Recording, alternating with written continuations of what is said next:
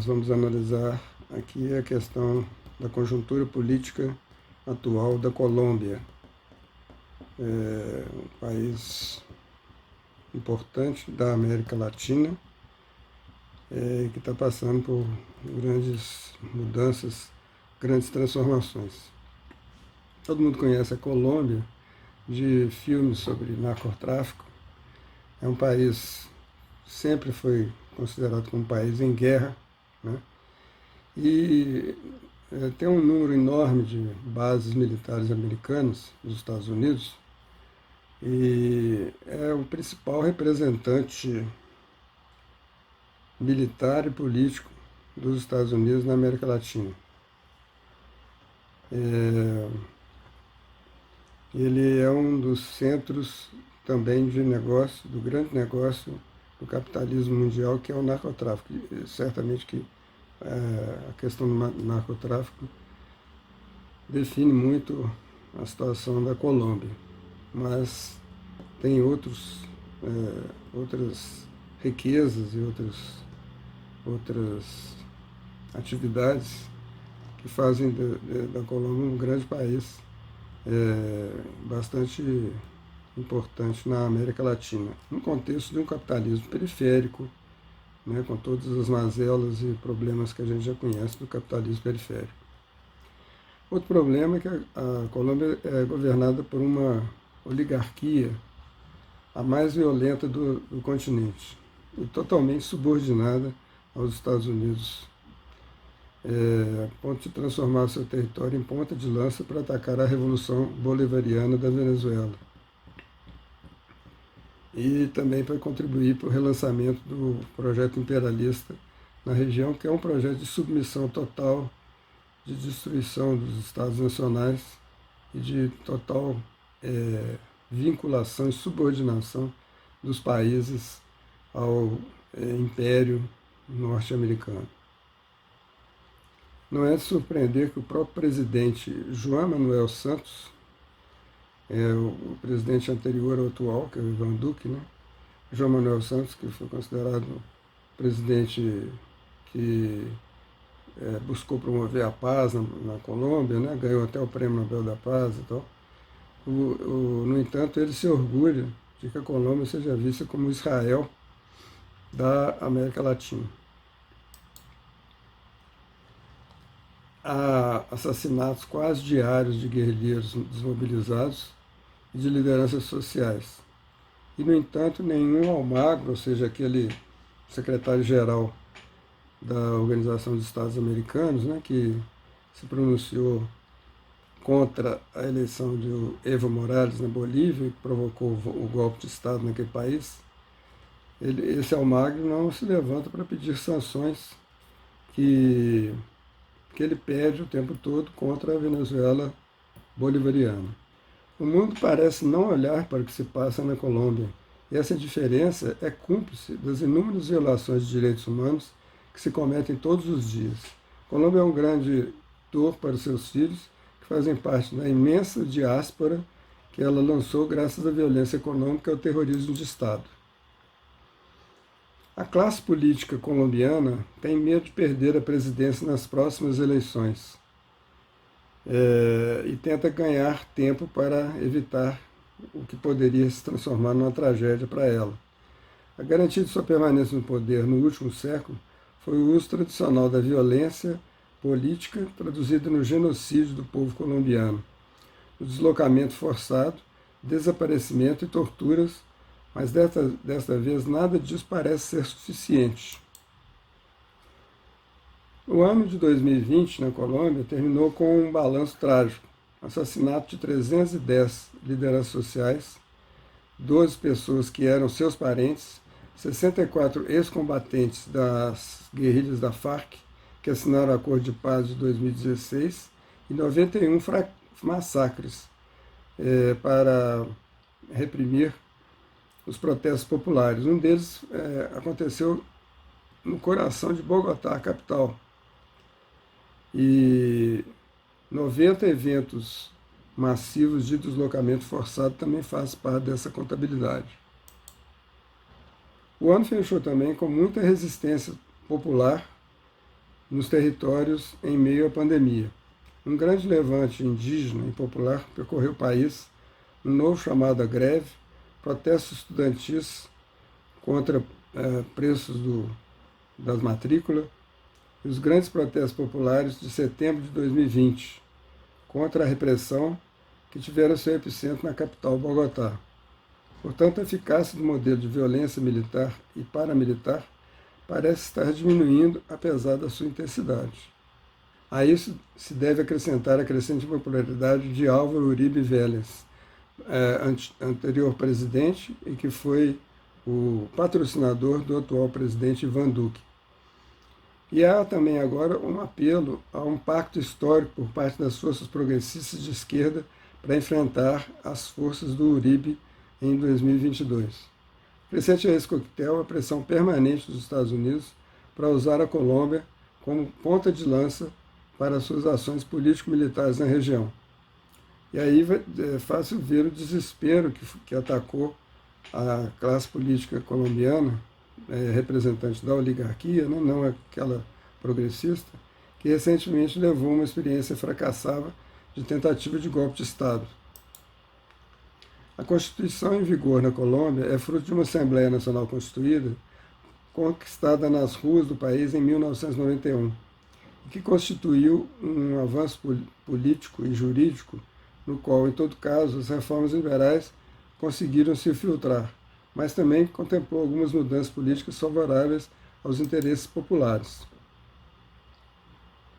Talvez tenham passado nada menos que 55 reformas desde que a Constituição entrou em vigor.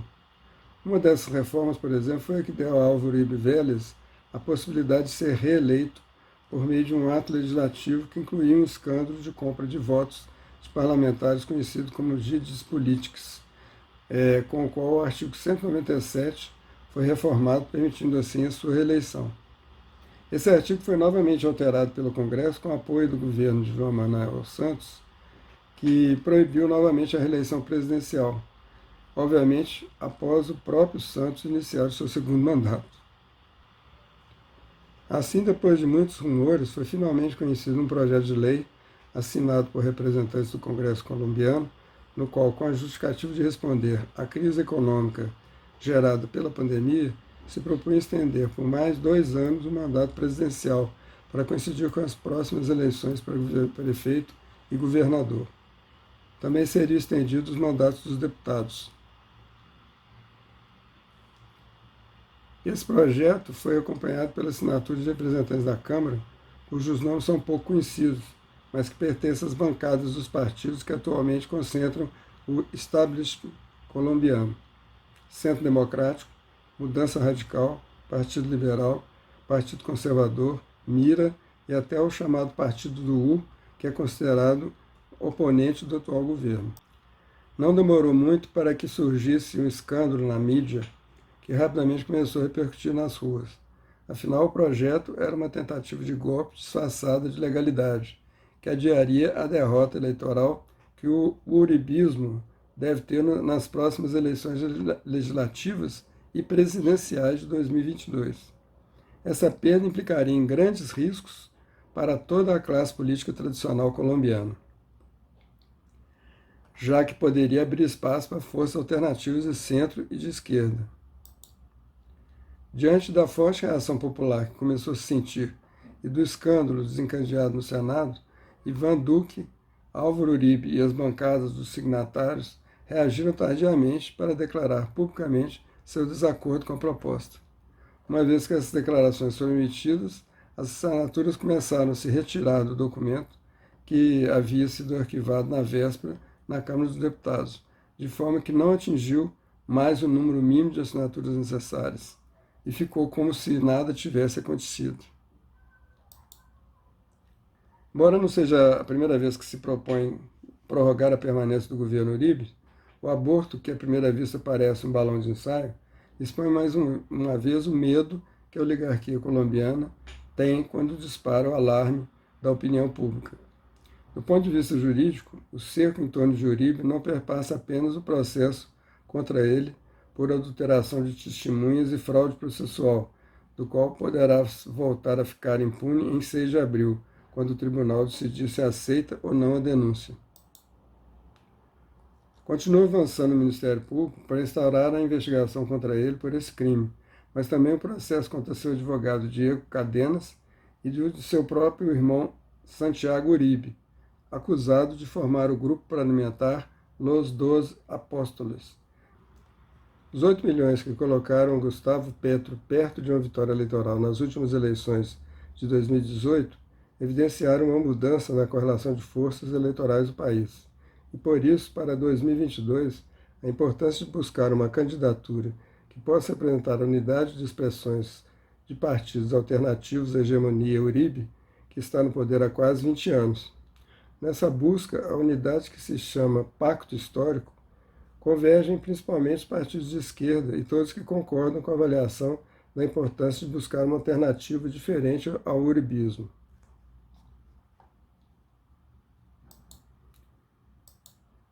Há também uma oposição armada que segue vigente.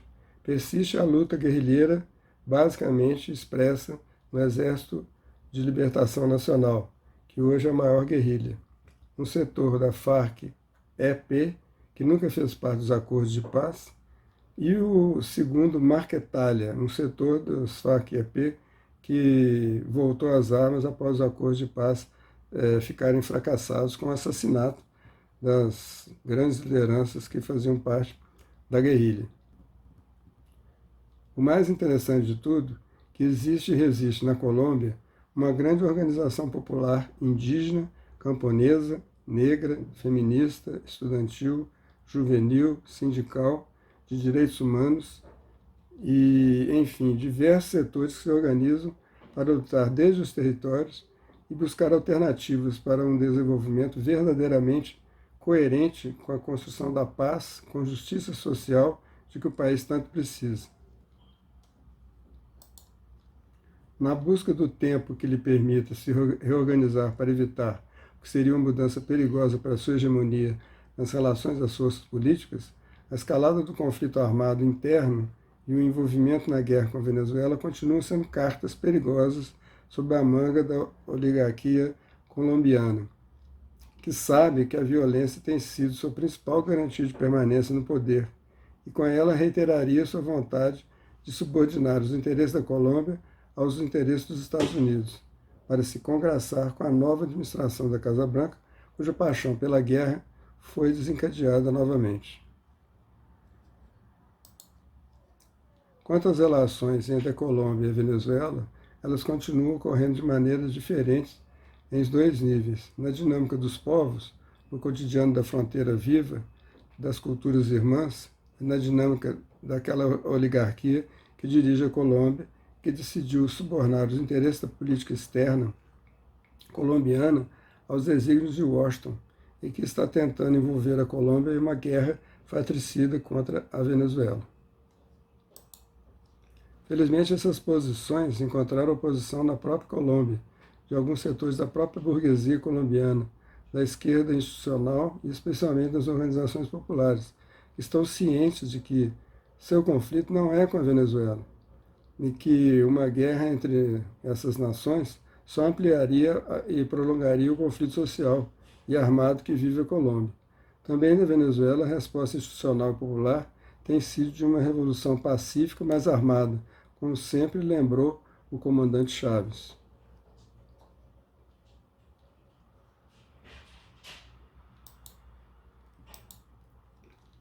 Dentro dos setores populares, também há colombianos que fazem parte de uma imensa comunidade migrante, que estão dispostos a defender a Revolução Bolivariana, como faziam há 200 anos, unindo os povos contra a oligarquia e o imperialismo, que é quem está provocando o conflito.